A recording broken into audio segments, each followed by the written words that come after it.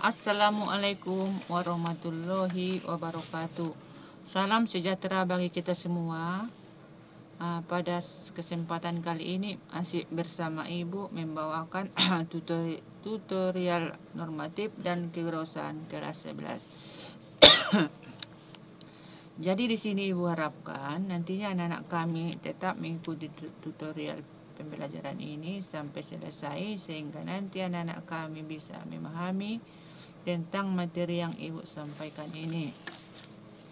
Setelah minggu yang lalu kita membicarakan prototipe kemasan produk dalam bab 2 ini ya. Kemudian kelanjutan untuk hari ini adalah menyajikan desain prototipe kemasan produk ya. Apa yang dimaksud desain ini sekarang ya? Desain merupakan seluruh proses pemikiran dan perasaan yang akan menciptakan sesuatu dengan menggabungkan fakta, konstruksi, fungsi, dan estetika untuk menentukan kebutuhan manusia. Desain adalah konsep pemecahan masalah rupa, warna, bahan, teknik, biaya, kegunaan, dan pemakaian yang diungkapkan dalam gambar dan bentuk. Sedangkan kemasan produk merupakan tempat wadah yang berfungsi untuk melindungi produk dari benturan dan cuaca. Penampilan yang baik dari kemasan dapat meningkatkan penjualan dari produk yang dikemas. Kemasan yang baik tentunya harus didukung oleh pemilihan material, bentuk, warna, teks, dan grafik yang tepat. Material yang digunakan untuk membuat kemasan beragam, bergantung dari produk yang akan dikemas. Misalnya untuk produk elektronik harus dipilih kemasan yang kuat. Selain kemasan yang baik, promosi atas produk yang ditawarkan juga merupakan hal yang penting. Promosi dari produk sangat erat kaitannya dengan perilaku saingan dan perilaku konsumen. Banyak metode promosi yang dapat dilakukan, seperti promosi melalui media massa, papan di jalanan, dan ini terutama dilakukan apabila produsen ingin memperkenalkan produk barunya. Untuk promosi, setelah produk tersebut dikenal oleh konsumen, maka pengemasan produk memegang peranan yang penting ya. Berdasarkan pengamatan, banyak konsumen memilih satu jenis produk setelah melihat kemasannya. Hal ini dapat terjadi jika kemasan tersebut memberikan informasi yang cukup bagi calon pembeli serta mempunyai desain yang menarik pembeli. Desain kemasan yang menarik biasanya diperoleh setelah melalui penelitian yang cukup panjang mengenai selera konsumen, yang kemudian diterjemahkan dalam desain grafik cetakan. Desain yang baik tergantung pada keahlian desainer, jenis tinta, bahan, dan mesin pencetak. Perkembangan industri yang sangat pesat ya seperti sekarang ini menyebabkan kemasan menjadi faktor yang penting dalam pengangkutan dan penyimpanan barang-barang sesuai dengan perkembangan besar lokal. Perkembangan pasar lokal menjadi pasar nasional bahkan internasional.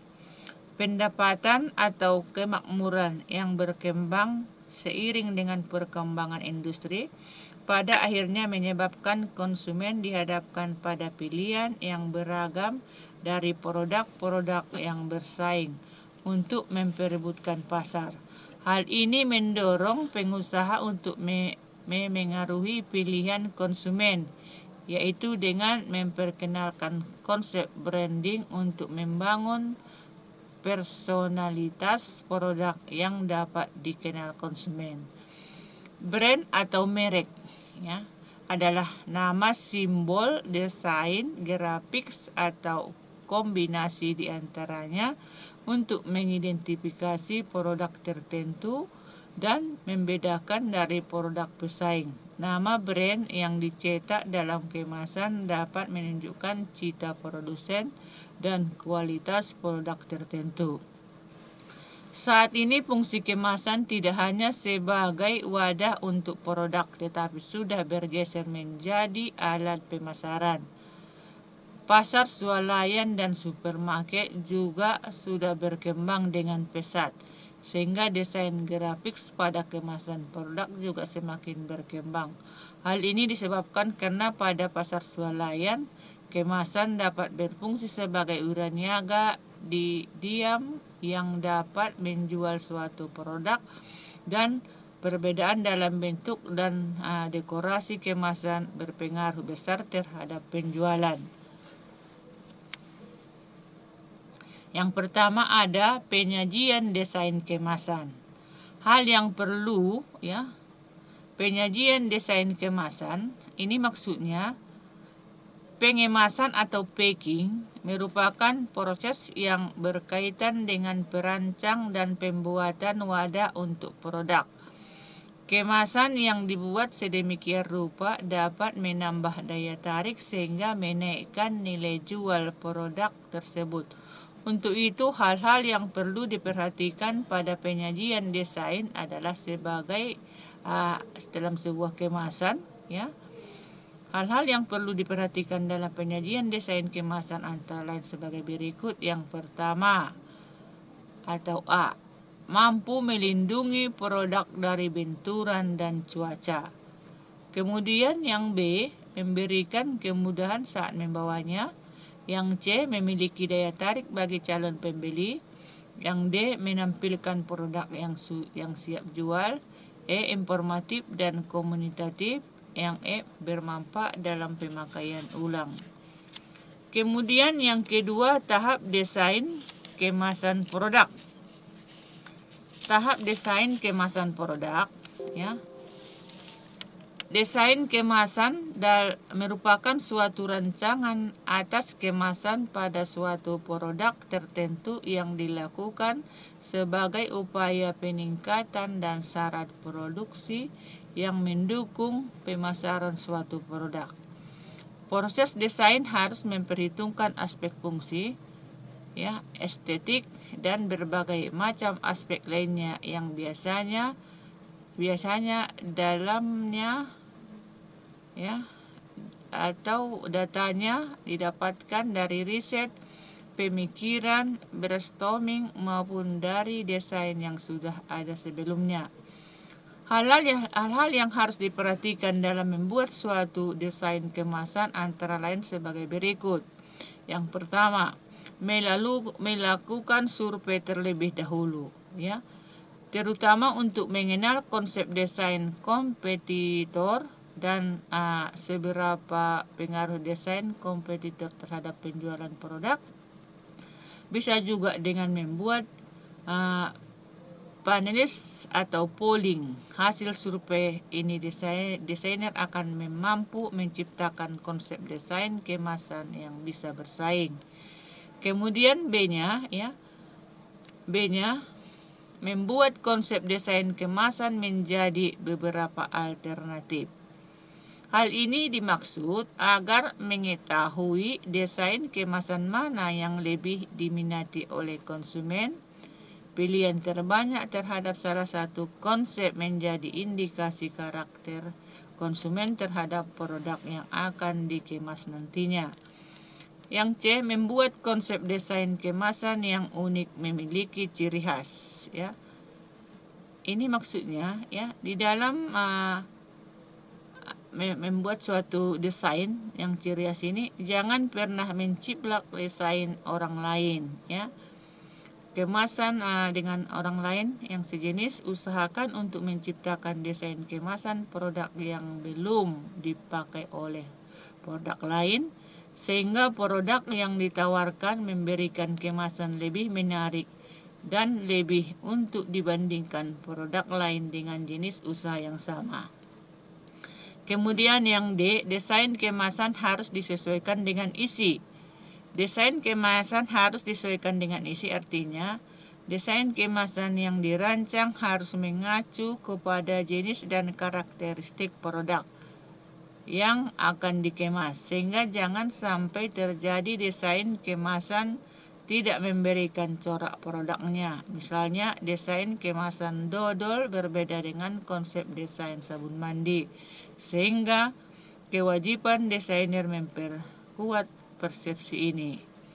Kemudian yang C, ya, ada desain kemasan, ya. C, membuat konsep desain kemasan yang unik, memiliki ciri khas. Desain kemasan ini harus sesuai dengan karakteristik konsumen. Ya, artinya seorang desainer kemasan harus pandai menganalisis kelompok segmen produk yang akan dikemas. Dengan demikian, desain kemasan yang dibuat bukan hanya pada bagus atau tidaknya dari sisi grafiknya, tapi bagaimana desain yang diciptakan tersebut selaras dengan sasaran pasar yang dibidiknya, sehingga calon konsumen tidak merasa asing dengan desain kemasan yang dibuat.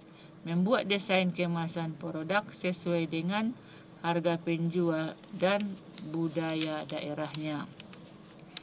Selain hal-hal yang perlu diperhatikan dalam membuat desain kemasan produk, terdapat juga tahapan dalam membuat desain kemasan produk.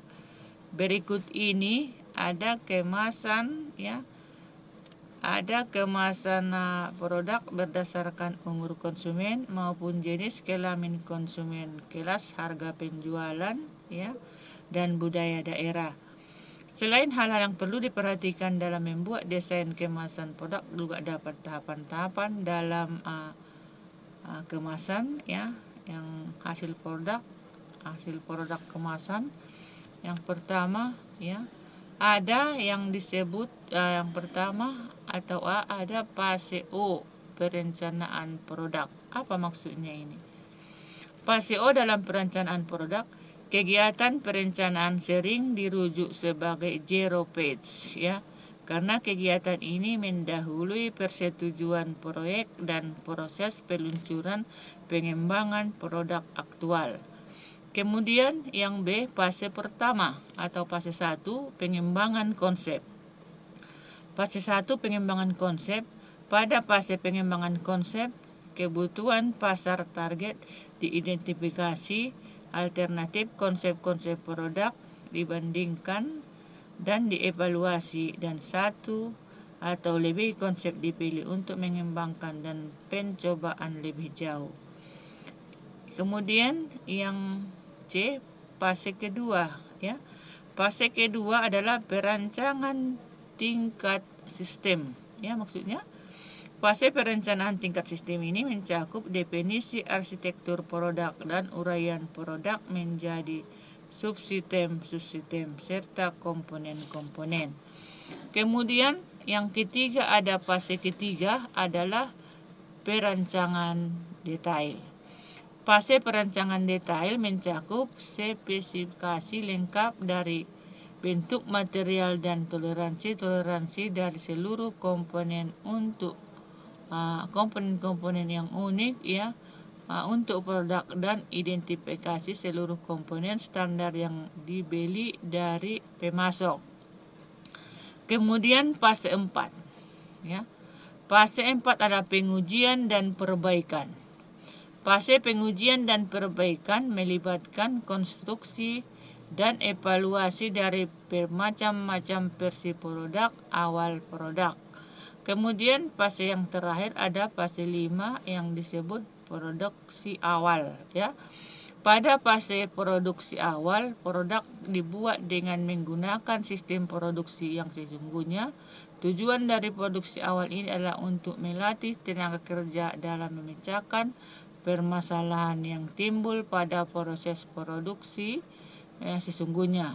Peralihan dari produksi awal menjadi produksi sesungguhnya biasanya tahap demi tahap. Pada beberapa titik pada masa peralihan ini, produk diluncurkan dan mulai disediakan untuk distribusi dengan memerlukan atau memperhatikan hal yang dapat mendukung tampilan desain kemasan produk. Diharapkan produk yang ditawarkan akan menarik minat konsumen dan memuaskan konsumen. Jadi di sini ada Ibu buatkan soal ya.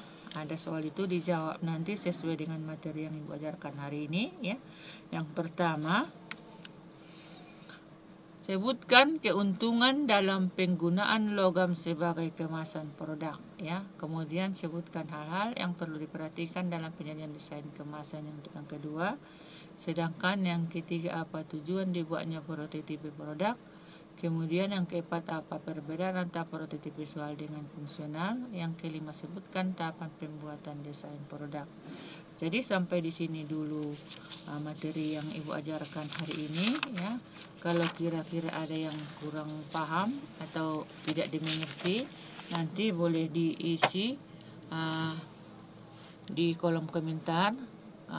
Nanti juga bisa nanti di japri ke WA Ibu 082277224795 ya.